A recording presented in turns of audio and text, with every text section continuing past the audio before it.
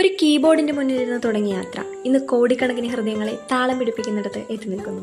2012 tree എന്ന മൂവിയിലെ വൈദസ് കൊളവരടിയിലൂടെ സംഗീത ലോകത്തേക്ക് എത്തിയ അനിരുദ്ധ് രവിചന്ദ്രൻ. ആ ഒരൊറ്റ പാട്ട് ഒരു പുതുമുഖ സംവിധായകനെ ലോകം മുഴുവൻ ശ്രദ്ധിക്കുന്ന പേരാക്കി മാറ്റി.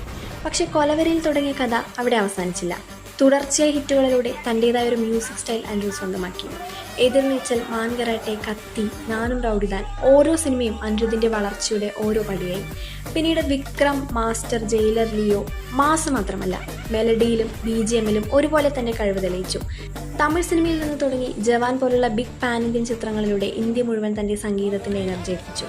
ഒരിക്കൽ കൊലവെരടി കൊണ്ട് ലോകം ശ്രദ്ധിച്ച ആ ചെറുപ്പക്കാരൻ ഇന്ന് ഇന്ത്യൻ സിനിമയിലെ ഏറ്റവും വിലപിടിപ്പുള്ള സംഗീത ബ്രാൻഡുകളിൽ ഒരാളായി മാറി നിൽക്കുന്നു.